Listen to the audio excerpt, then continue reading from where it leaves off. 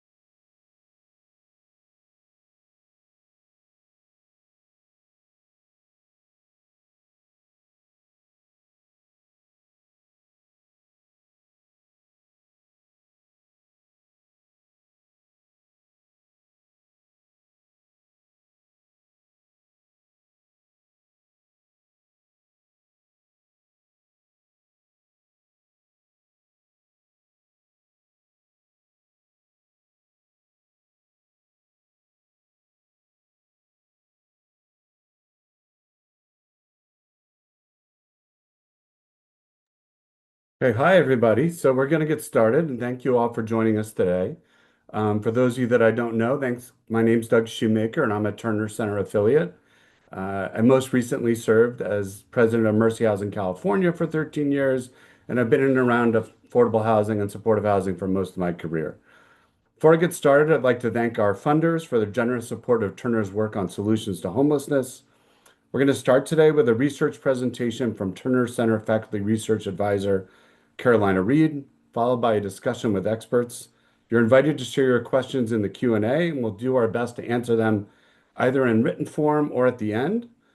We're recording today's conversation and we'll make it available on our website. It's now my pleasure to turn it over to Carolina Reed for a presentation on forthcoming Terner Center research. Good morning, everybody. I want to echo Doug's thanks to all of you for joining us today. Give me just a second as I share my presentation. Hopefully everybody can see it. Good to go. All right. So thank you for joining us. In my presentation, I'm going to preview a forthcoming Terner Center report focused on the stressors facing permanent supportive housing, or PSH, in California. The report builds on our earlier work on PSH, including our work on HomeKey, the costs of operating PSH, as well as a series of recent case studies we've published on how organizations are using CalAIM to pay for expanded staffing and services at PSH properties. Before I begin, I want to acknowledge Mark Tusignant of Enterprise Community Partners for his collaboration on this project, as well as a way too long list of team of housing partners who have been so generous with their time, data, and insights. The topic of today's webinar is permanent supportive housing, or PSH. PSH can refer to lots of different models, but at the most fundamental level, it combines affordable housing with services and is specifically designed for people who have experienced chronic homelessness and who have significant physical or behavioral health needs. PSH is meant to be part of a much broader set of interventions designed to address homelessness, including prevention, interim shelters, rapid rehousing, and housing vouchers. But it's important to emphasize that PSH is a critical part of this continuum. The research shows that for people who have experienced chronic homelessness, PSH is an effective intervention, providing them with the stability needed to connect with services, improve their health, and remain housed over the long term.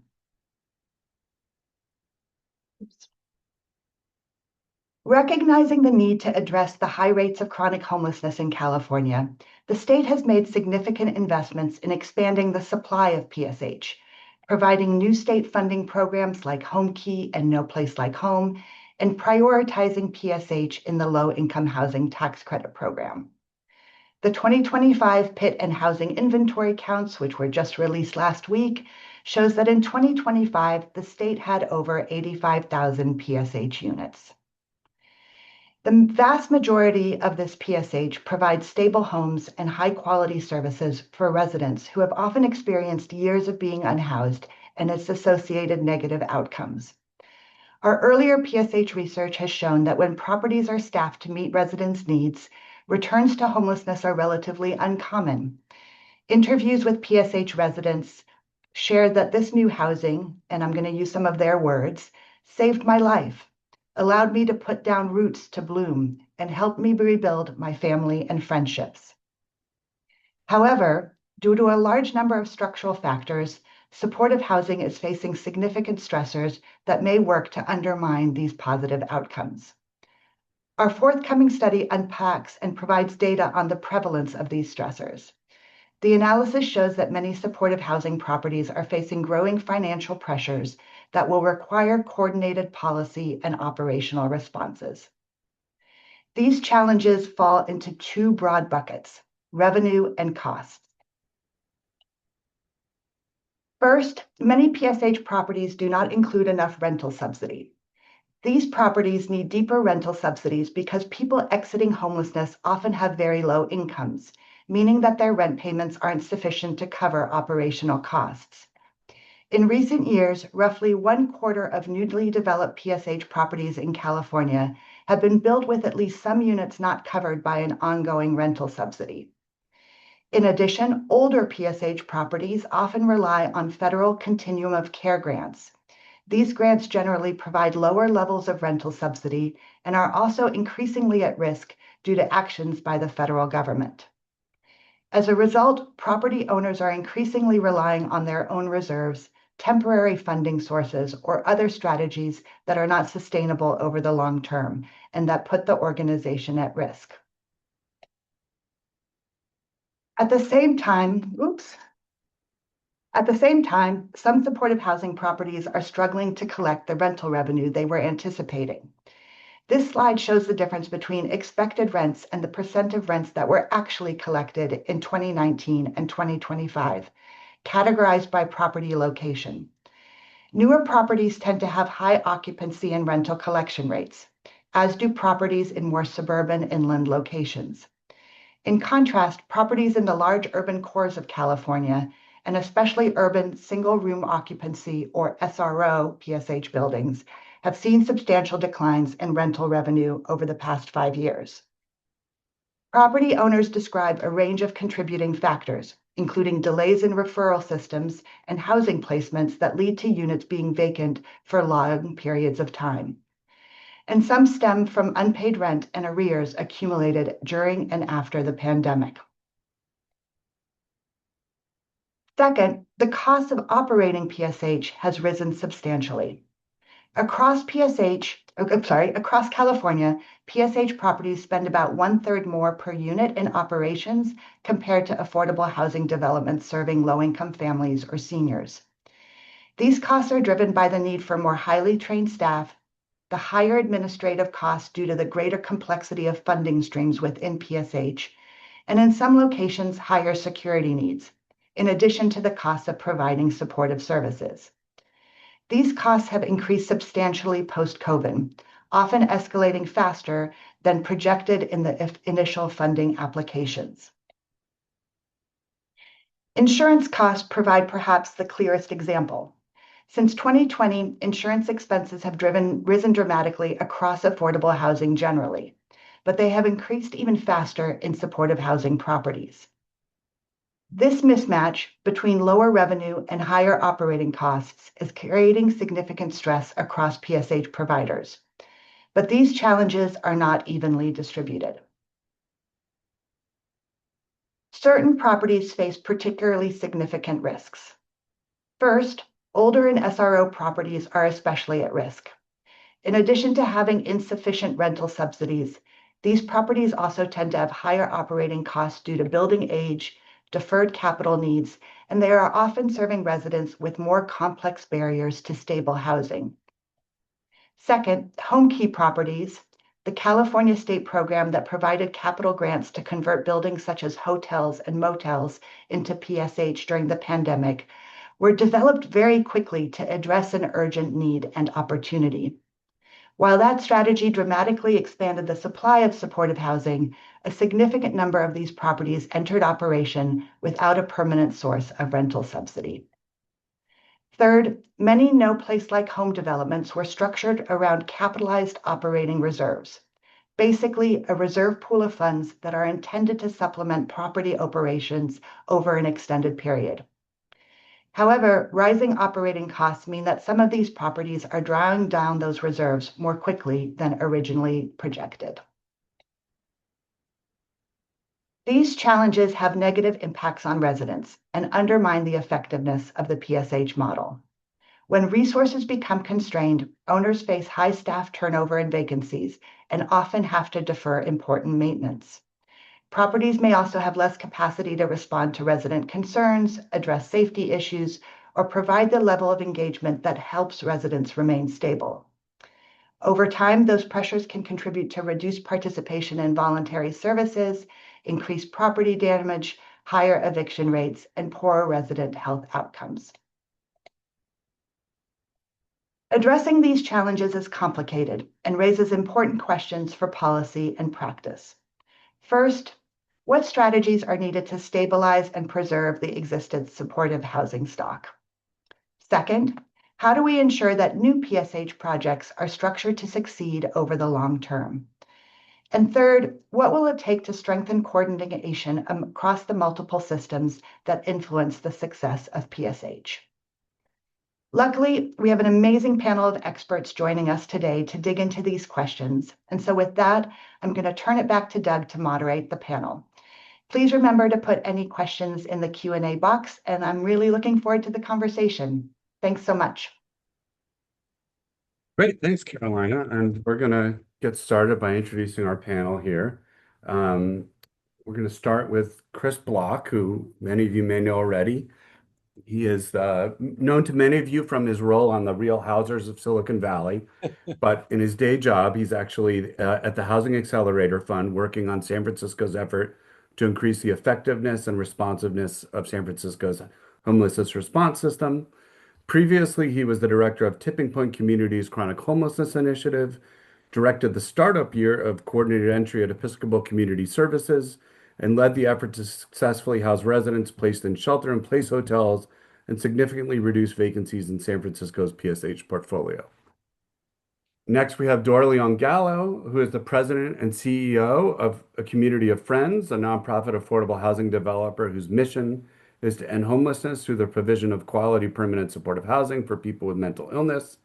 Based out of Los Angeles, ACOF currently operates 53 apartment communities totaling over 2,400 units in 5 counties of Southern California, housing over 3,400 people.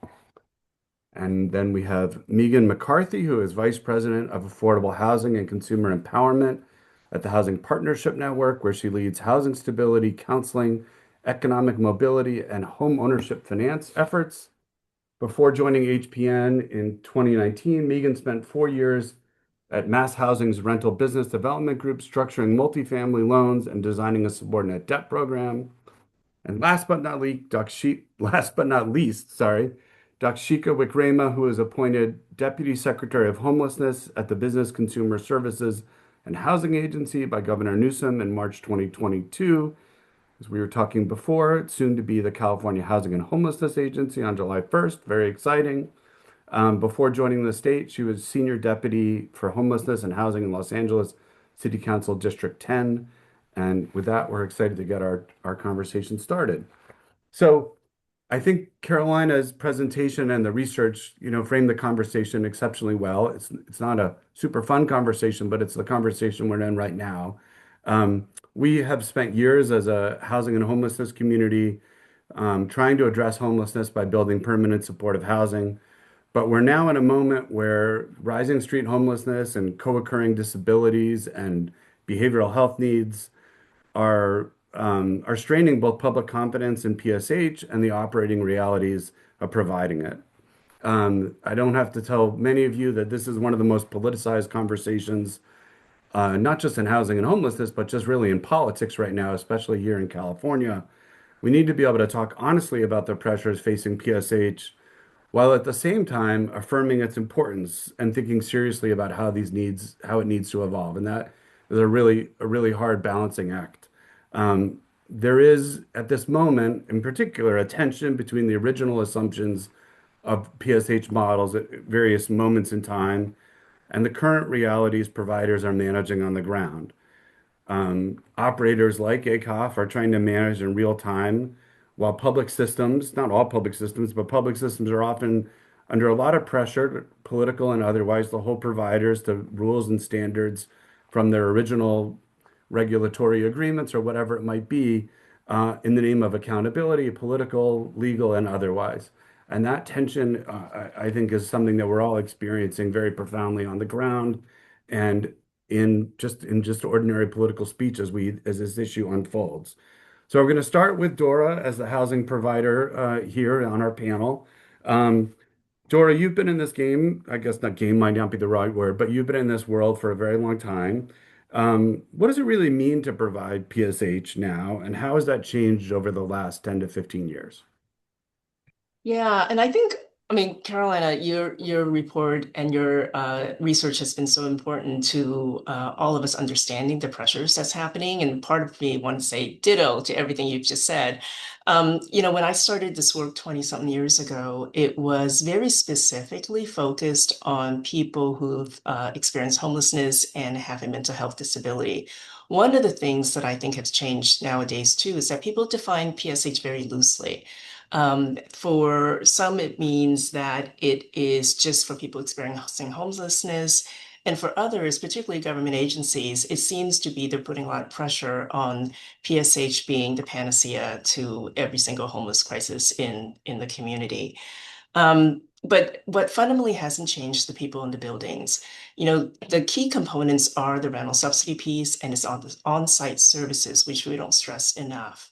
The higher level of acuity that we're experiencing in our buildings has resulted in more operational challenges.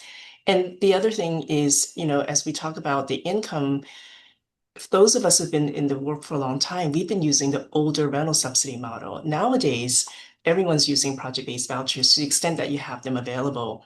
But for a large number of PSH that started 20 to 30 years ago, we're using an older subsidy model that's insufficient to maintain operations. And I think like Carolina said, everything changed after COVID. We were managing, and many of us were managing, but when you have tenants not understanding that they still need to pay their portion of the rent, when we have inflation that's caused rises in operating and maintenance costs, when we have labor costs going up, and then certainly insurance, that's really made it hard for us to continue managing the buildings as well as providing the services for the people in them. So that's really changed in the last 5 years. The work has gotten harder, the people have greater needs, and the resources are less.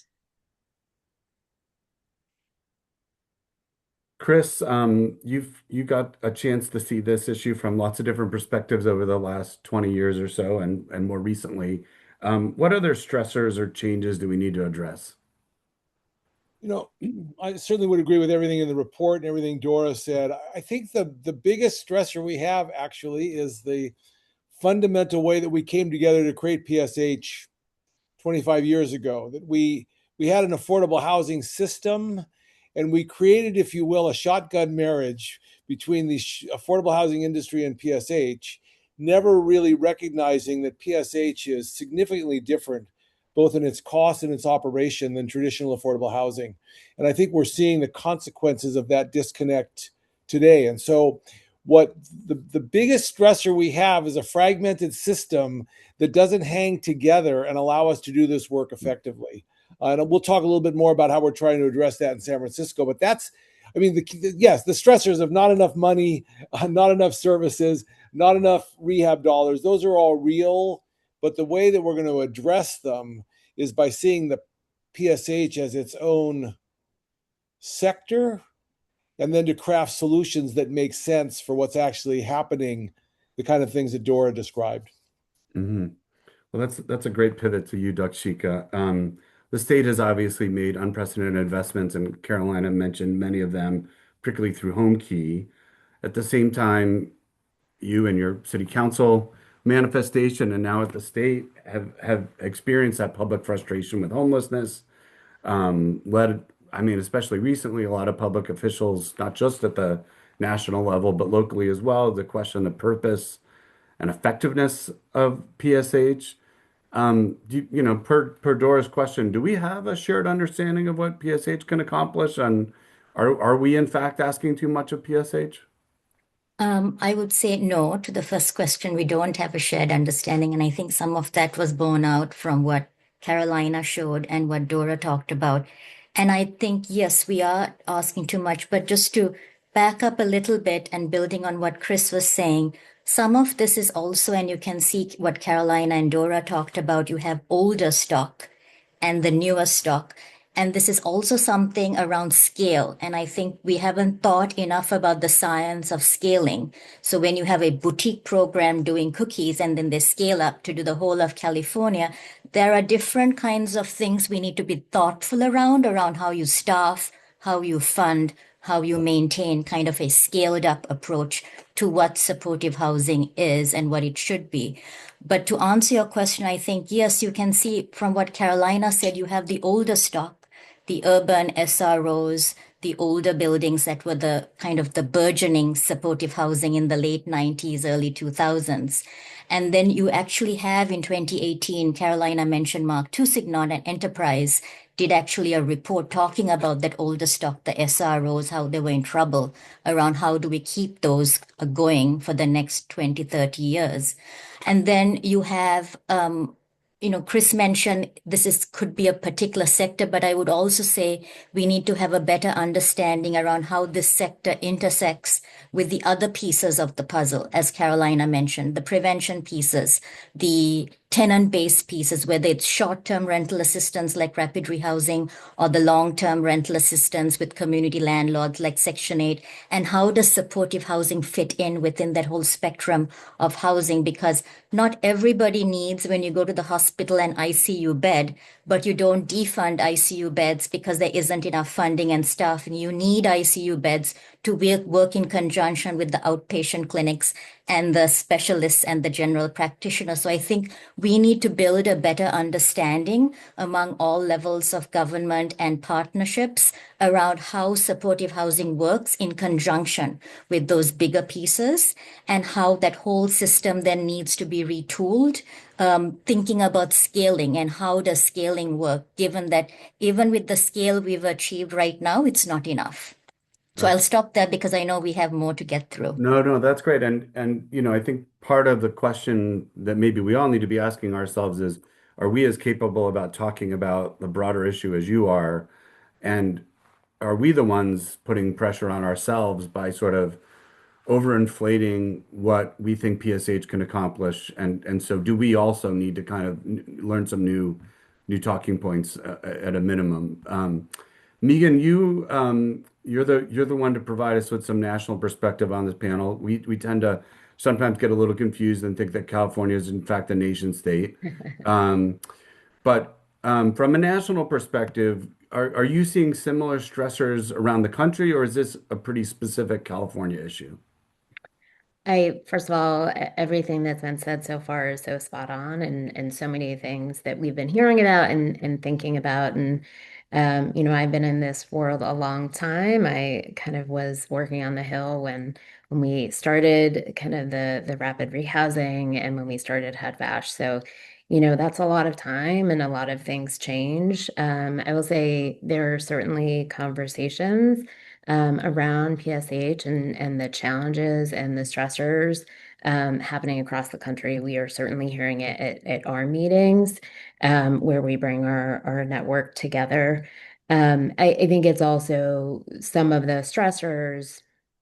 Certainly, some are specific, particularly when you talk about the service needs to PSH, but I think some of the underlying stressors in affordable housing are not exclusive to that. So, when Dora talked about inflationary pressures, insurance pressures, this is, there's things that are a bit unique to the permanent supportive housing context, but not exclusively. So you're kind of putting an additional stress on a system that's facing challenges, particularly coming out of COVID, where revenue was impacted and other changes emerged. So I would say on the California front, certainly the significant investment that the state made, positives and challenges coming with that as we move towards implementation.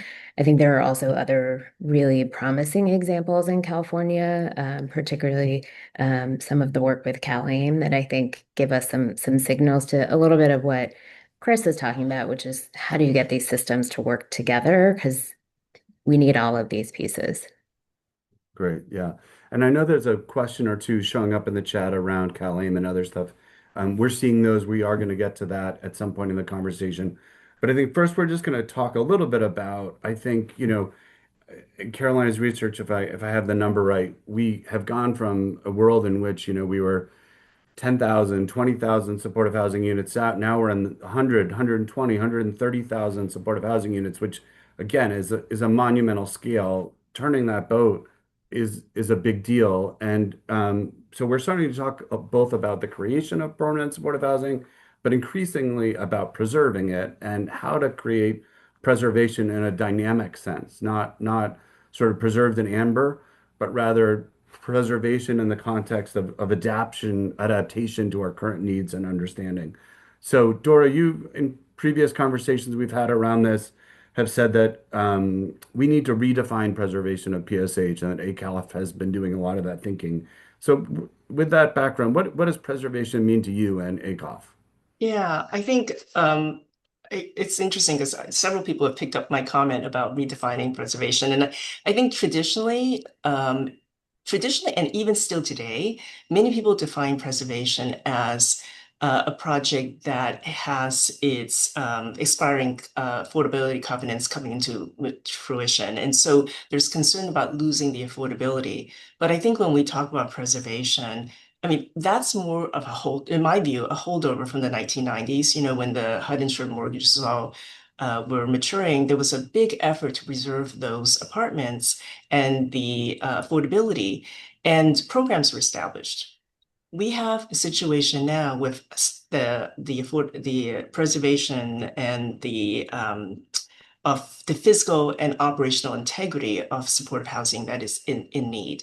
Um, you know, preservation is not just about the covenants, it's also about buildings that are near 100 years old. I mean, at a community of friends in our early stages, we purchased older housing stock and renovated them support housing.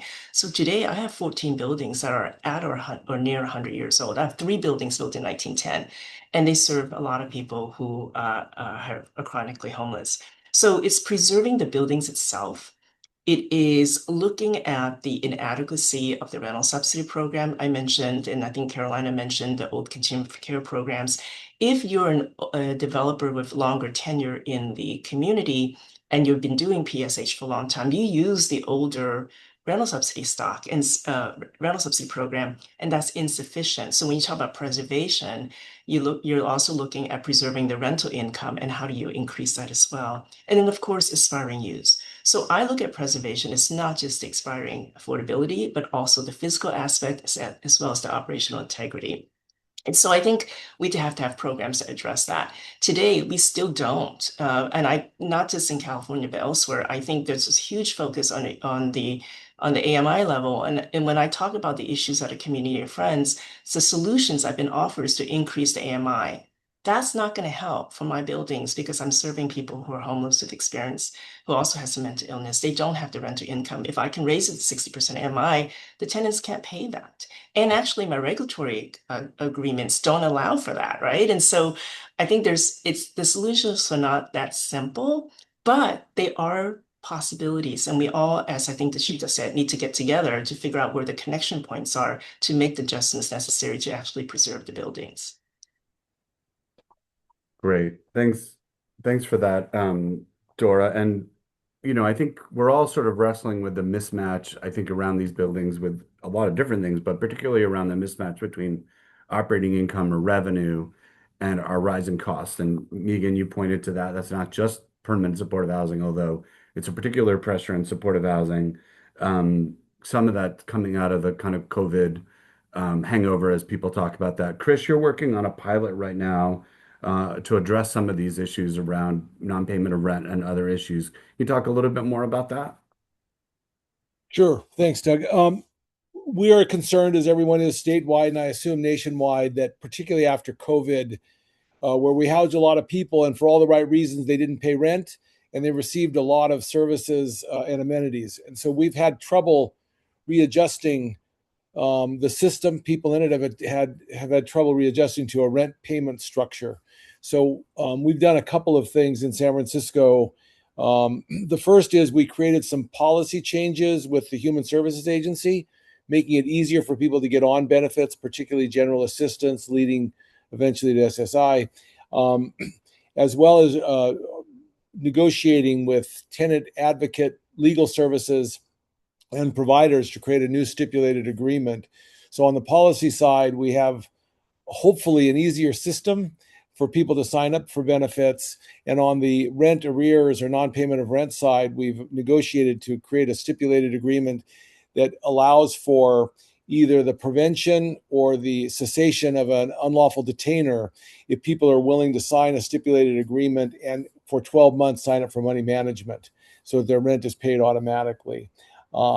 We've also then on the programmatic side, using philanthropic dollars, hired a team of benefits counselors that will help people to get on benefits so that there's a significant reduction in zero income people. And at the same time, as they're doing that in selected buildings, will train existing staff to do that work more effectively so that within a year, building by building, we'll have less need because the need is so great now that existing property staff can't meet it. We'll have less need because we've gotten more people on income and more people current on rent, and the staff will be better trained to make sure that we don't repeat these high levels of zero income in the future. And we hope to get we're at about 40% non-payment and zero income in San Francisco now, and we hope to Wow. cut that in half in the next couple of years. So it's a significant revenue source. The thing that I will also say, though, is that we have not done that in a vacuum, because simply to do that in a vacuum wouldn't be particularly helpful to PSH because of the multiple problems. So concurrent with that program, we've also established a high acuity program with DPH, a pilot, which will allow us to work with the most high acuity folks in PSH. The good news is that, there's in San Francisco, 5 to 10% qualify um, in that category. So it's not thousands of people, it's a few hundred, but of course they cause a huge strain on the system and on individual buildings. So DPH is launching that program right as we speak. Our benefits program will launch on July 1st. And we also have a program that we're middle of the way through that is using philanthropic dollars to target rehab needs in permanent supportive housing, with the hope that we can create a structure in San Francisco where when, for instance, we're all very excited there's going to be a bond, and hopefully the rehab program that we're developing will inform the way that the bond is written so that that funding source makes sense for permanent supportive housing and we don't have to try to glom it on to traditional affordable housing. Thanks, Chris. Again, in our attempt to see this as a No, sector. no, I get it. And I think that's one of the challenges we're all facing, right? There's not like one thing that you fix and everything else is perfect. In the chat, we had a question about staff stressors and that turnover. And I mean, I think we're all aware of the fact that we're not paying monumentally great salaries in this sector. People are being asked to do a lot for very little in terms of financial compensation, and that adds to the mix. For those of you that are not familiar with all the different financial or funding measures that are being considered, Chris, I think is referring to the San Francisco housing bond that's on the Yes, yes, ballot. yes. But Yeah, there's yep. also a statewide housing bond that is hopefully making its way onto the ballot any day now. Um, I think for both bond measures, the challenge is can we work with the language of the bond and what is going to be in those, as well as federal measures, to Megan's, points about the Hill, to make sure that as we bring new money into this sector, that we're not just focusing on building new, but really making sure that what we've built continues to work. So we have a real challenge here because there's so much political pressure to get folks off the street. And at the same time, we're aware that not only is there a vacancy in our building, but there are people not being served as well as they should be in these buildings, in part because of the challenges the buildings and the staff and the residents are facing. So Megan, just Chris talked a little bit on the revenue side. On the cost side, you sort of started to talk about this earlier, like some of these are broad issues not unique to PSH, but what are some of the HPM members doing to manage escalating costs like insurance? Yeah, I would say, first, HPN has an insurance captive. So a big thing that they focus on supporting members with insurance, all in the affordable housing space, is really thinking about what are risks and how can you mitigate them. So technology has become a helpful tool in this space. So certainly thinking about water leak detection services is a really big one, both because it can save you money on the just water side, but also prevents these more catastrophic mold leak issues. So there's a company, Prodigy Link, that many of our folks are using, that they have seen significant savings. So I think that is one, kind of the stove fire suppressors, because that is also a big one. And we recently had a member meeting. Carolina was able to be there, where they really thought about the design differently and kind of moving the stoves out into a more common space instead of these individual rooms. So just really thinking kind of across the board. I think there's also opportunities to really just, plus one to everything Chris had said about the coordination. How can you think about leveraging community partners to help with some of these services? So I think that can look like a lot of different things, leveraging. And I know I was only supposed to talk about cost, but I think the revenue and cost piece kind of go together here, where you really can think about, are there ways to bring in resources from the healthcare sector, or think about partners in the community. Some of folks have looked at master leasing opportunities. Really bringing in the service provision is really hard, for sure. The staff expertise is really important to success. So can you have a more intentional partnership where you're using folks who are experienced in serving people emerging from homelessness, in a more direct partnership way? So I think those are pieces. And I would say the last one is a little bit on the security. I'm trying to touch on most of the things Carolina's report touched on, but how can we use some more virtual security as a starting point to help think about building access and earlier detection, which security obviously is very costly, but also really important for the residents themselves and the community. So those are a couple of thoughts. Thanks, Can I, Megan. And just, can I jump in? The of one thing course, Laura. about Yeah, what was really effective from a design standpoint was putting drains in the bathroom. yeah, So we just had a flood last week, and it worked beautifully. And it was like, oh my God. So it really saved a lot on potential damage to the apartment below, yeah, because it captured the drain. It's not very pretty, but from an operational standpoint, it is great. yeah. You're talking about floor drains in the floor of the Yeah. bathroom. Yeah. Yeah. Everybody's favorite topic, really. I mean, I'm surprised it took this long, but no. And Megan, just one of the questions in the chat was about, are any states sort of intervening in any way in the insurance market to sort of provide additional liability coverage or waivers of coverage for PSH, given the risk that providers are handling? I mean, I know for some affordable housing providers that do a mix of supportive and affordable, there's always this question of like, is the supportive housing really affecting the rates of the other non-PSH buildings to the extent that they're segregated in such a fashion?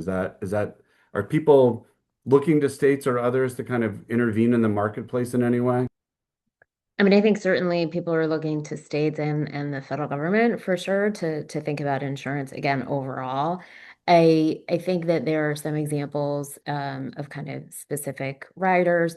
I do think, although I might turn to Carolina to speak to this of some states doing things, but I don't have as much background in that, so I don't know if that's a place you want to jump in, Carolina.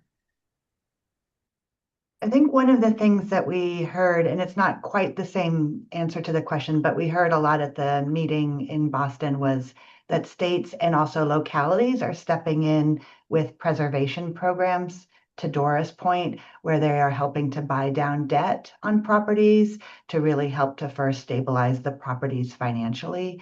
And that seems to have been really important in places like Oregon. You know, Right.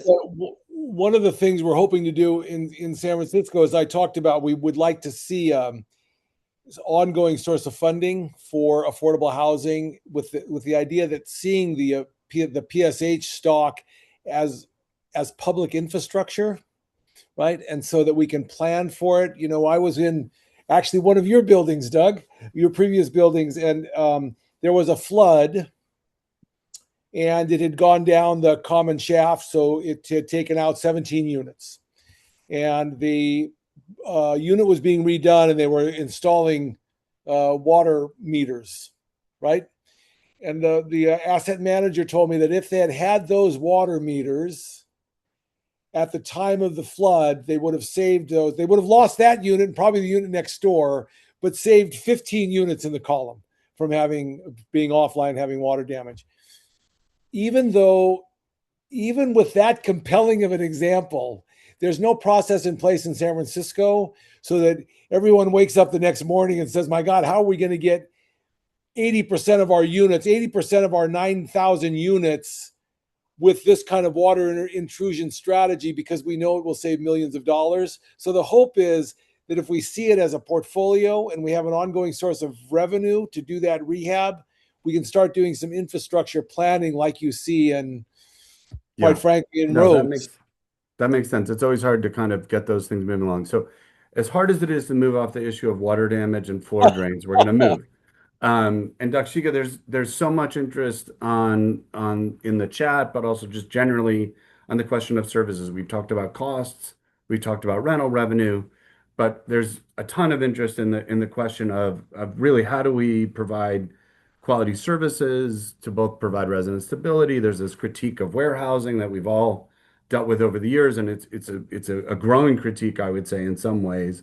And California really has taken the lead. You've been a big part of this in terms of trying to integrate health and human services, but particularly the healthcare system and the housing systems with CalAIM, which for folks that are not from California is our Medicaid waiver, along with the Behavioral Health Services Act. A lot of questions in the chat around this. Um, this has been, a huge part of the Newsom administration and your work. Are the systems effectively leveraging each other now? Or are we getting to a place where we're starting to see success? It goes back to kind of the scale and standardization that has come up multiple times. Yes, there are some instances. So just to kind of piggyback on what Doug was saying, through CalAIM, which is California's Medicaid waiver, there are a bunch of different programs as a Medicaid kind of activity that can be used to really support people once first of all, there's something called the housing trio. Very quickly, it can help people navigate to housing if they're Medicaid eligible. Once they get housing, it can pay the secure deposit through Medicaid. And then also it can provide housing tenancy support services. So that's called the housing trio, which is available as a package for people doing supportive housing to use. Do they always use it? No, because the difference is this tension, which Carolina has talked about, where in a project, you have people in units in a project versus Medicaid follows the person. So they may go in and out of a project, which sometimes makes it difficult to use it as a wholesale underwriting of what you want to do in a project. But as Carolina and some others have shown, you do have certain projects that have successfully leveraged these Medicaid kind of resources. And then this past January 2026, we also had, through a new waiver, opportunity, 6 months of transitional rent. So you have these kinds of various resources available to the Medicaid eligible population that houses and other folks who are providing services in supportive housing could use. Are they all using it successfully? No, but there are multiple ways that it can be used. And I also want to back up because before I was at the city of LA, Doug, I was at the county of LA, and I see some questions about the flexible housing subsidy, which was also at the county an opportunity where, with the Affordable Care Act, where the County of Los Angeles Department of Health Services came up with health dollars to create a flexible housing subsidy, which provided rent subsidies to supportive housing projects and what is called intensive case management services. So services to those same capital projects which were receiving the flexible housing subsidy. And these kinds of connections with the county healthcare system is what helped the bond in the city of LA, Triple H, as it was called, help provide rent subsidies and services as a default. There was a memorandum of agreement between the city and the county and the housing authority that provided rent subsidies. So I bring that up because there are also lessons from the past that we can think through as we look forward to not only the CalAIM system, but other kinds of local health and honestly, even in the public social services system. There were instances where people who were on CalWorks, which is the California branding of the TANF program, where we're looking at ways to really provide services to people, families living in poverty with children, or the foster care system. So I say all of this because, Doug, the CalAIM system is an opportunity, but I think because you have people from different walks of life, Megan brought up the veteran system. So you can see even in the veteran system, you have VASH, which is the long-term project-based or tenant-based vouchers, but also you have SSVF, which mirrors rapid rehousing as the 2-year kind of rental assistance, in addition to all the other pieces that you need to be thinking about, because this conversation we're having now, I'm having kind of flashbacks to like the early 2000s, where we were trying to come up with supportive services for the early kind of portfolio of supportive housing. So because we don't have an ongoing source of funding that's predictable and, something that you can be assured of at the federal, state, or local level, I'm afraid we're going to continue to have these kinds of conversations because it's not kind of a silver bullet or one size fits all. We're going to just continue to have to kind of leverage different systems. Right, right. And that's showing up in the chat as people are asking questions, and Dakshika covered a lot of that. Carolina, we're gonna go to you on sort of like what you found in your survey, and then come back to Dora and Chris on sort of what they're seeing on the ground in terms of, the integration, what's happening, what are you seeing in terms of some of the programs that Dakshika is referencing, BHSA in particular, which is the newly rolled out one. So Carolina, in the research, what's happening on the ground that you're seeing? Yeah, so I think actually Dakshika did a beautiful job of summarizing it, probably better than I can.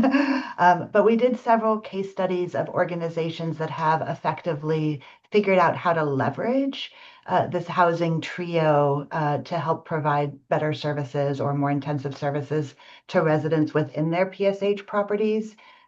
There's still significant implementation challenges, but some of the lessons were the importance of working closely with a managed care plan and having a strong managed care plan who understands that housing is a determinant of health. And so one of the challenges is that our managed care plan, the entities that deliver or sort of provide Medi-Cal in California are themselves very fragmented, right? There's multiple MCPs and they're different across counties. And so that creates its own complexity.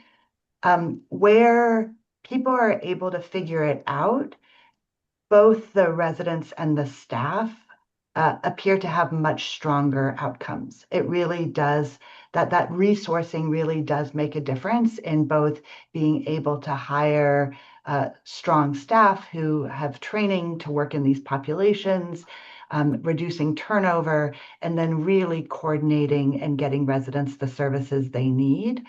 I think one of the risks is with the federal changes to HR1 and the sort of broader pressures on Medicaid, but also some of the other benefit systems, that it's going to be harder and harder to keep working on getting over these implementation challenges. Right, right. I mean, it's one thing to sort of have a conceptual understanding and agreement that these things make sense, which Dakshika, I think, pointed out, and many of us understand the connection, but it's much harder to create operational alignment and then have that continue over time, which is sort of the challenge for those of you that are not following this issue of Medicaid in California on a daily basis. You know, we've been the state has just been threatened with or actually had a lot of money revoked by the federal government for so-called Medicaid fraud. And so as the state is just trying to deal with this huge challenge, you see resources being taken away. The other thing that's happening in California, for those of you that aren't from the state, is just this real effort to kind of rethink the behavioral health system. And, you know, Chris, you were referencing earlier, sort of like the grafting together. So we're, I think, a little bit as a state trying to figure out how the grafting together of the behavioral health system and the supportive housing world works. And so Dora, Chris, I'm going to start with you, Dora. Like, have you seen success in how that Behavioral Health Services Act is rolling out as of July 1st? I think we're supposed to be officially launched where behavioral health departments at the county level are being officially asked to sort of show their plans and engage more directly in terms of supporting supportive housing in a different way than they had under the Mental Health Services Act. Are you seeing a change? Are people showing up I with? think it's too soon. I think it's too Okay, soon. I mean, it's not even July 1st, right? And so, but it's I so think, close to July 1st, yeah, though. Many people like me are confused. yes, yeah, Yeah, I mean, it's definitely promising and people are excited. But for those of us in the housing world, we're operating and managing and we're following it and we're optimistic. But the predictability that Deshika mentioned, it is so critical to our work. And yeah. so, you know, I guess we've made a decision some time ago that community friends will no longer be a guinea pig. It just takes too much out of us, right? And so, like, Hmm. we're watching those who are housing developers who are engaging with CalAIM and watching the success and hoping to replicate because it's only a couple of years in. But now we're seeing some changes and just the predictability is no longer there. And so we cannot and don't have the resources to devote 2, 3 years to learn it and then a Right. year later have it be taken away. So Yeah. it's really challenging. I mean, even we're talking about waivers, you know, how long will the waivers be in place? Like all those make it really, really hard for us to take advantage of resources in other system when we don't know the predictability of it. Yeah. Yeah. It's hard, right? I mean, but no one wants to be the first one through the gate. It's a lot of work. And yet we all know that there's a Yeah, lot of resources in the yeah, healthcare system that could potentially be helpful. yes. And we are Chris, did you tracking want it. to jump in here? Yeah, I was just going to say that, I think part of the challenge is that these are other complicated systems. And so interfacing with them takes a huge amount of capacity. So, what we're saying is we have a system which we all acknowledge lacks the kind of capacity it needs to do its job. And yet we're asking it to do something that requires the capacity that it doesn't have in the first place. And so I think that it's important that systems are aligned to help PSH, but I think it's also just super important to acknowledge that unless we identify a pretty clear funding source at the state level for permanent supportive housing, that these other efforts aren't going to be successful. Like there's a deficit for PSH Yeah. that requires very specific funding at both the local, state, hopefully national level, and that's kind of a conditioned precedent to being able to make all of these other things we're talking about effective. Because what I see Yeah. at the local level is providers of PSH who do this remarkable job with one hand tied behind their back, and then are asked to get better or to solve problems in very complex ways, actually. And so the hope I Yeah. have is that as we continue to have these discussions, one of the things that comes out is some clearly identified funding, which stabilizes PSH statewide and allows us to be much more effective in utilizing these additional strategies. Well, so on that note, Chris, that's a great start to one of the next questions we had, which is sort of what do we need next? That's clearly an answer, right? Some plug and play models to stabilize permanent supportive housing. I just want to turn to our other panelists and ask, sort of like, what do we need from our public policy partners in making some of these needed changes? And you cannot mention floor drains.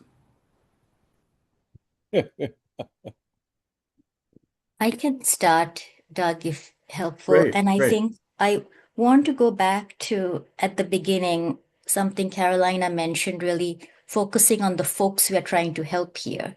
And I just want to remind everybody that supportive housing exists as a subset of affordable housing, if you want to call it that, because it is really an intervention, and there have been multiple studies, double-blind controlled studies that show that people who are living on the street, say that some of the early studies were from Chicago, people living with HIV. Once they were in supportive housing with supportive services and affordable rent, their kind of viral load went down because they were able to comply with medication, they were able to have better lives. So just want to remind that the vast portfolio now that has grown over the last 20 years is really helping a lot of people, families with children, single adults, seniors, veterans, people who are domestic violence survivors, really turn the leaf and have better lives and thrive. And as Carolina's research and many other people's research have shown, once they have that supportive services and the rent subsidies, thanks to the fantastic work of all the local nonprofits, most people, almost 80%, are staying housed. So I just want to remind that we are talking about kind of failure points in various projects and units, but you have a portfolio that's really serving a lot of Californians and people across the nation who would otherwise be living in their cars or in the streets and costing all of us a lot more and really deteriorating personally and physically. So just want to say that as we think about solutions, that we keep in mind that this is actually a great place where federal, state, local, and private partners are working together to serve people. But then thinking about going ahead, I think we've said a lot already, which hopefully we can kind of think about, Doug, Carolina, and everybody else on this panel, as for me, as we move into this new CHHA, which is the more dedicated housing and homelessness agency at the state, we think about what are the next steps? What do we do to preserve that older stock? What do we do to think about getting revenue up? What do we do about making for the new projects financing quicker and more predictable so you're not kind of spending more money on the front end?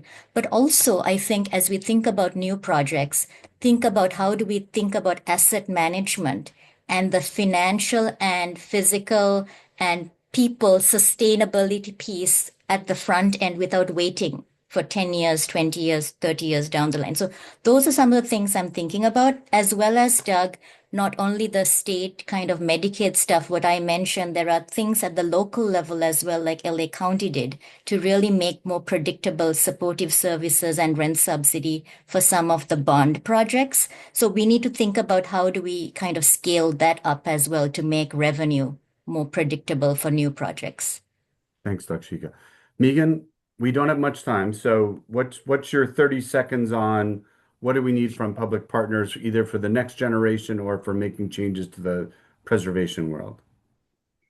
I would say, I think first, just again, always grounding in what we're doing and the why, but also looking at, what is working and what are the fundamental components of that.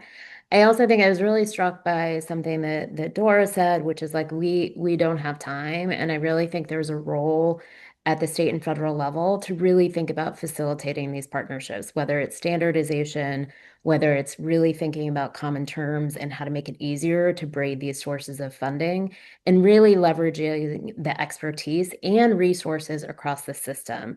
Individual organizations are just trying to tackle the day to day and focus on the people in front of them.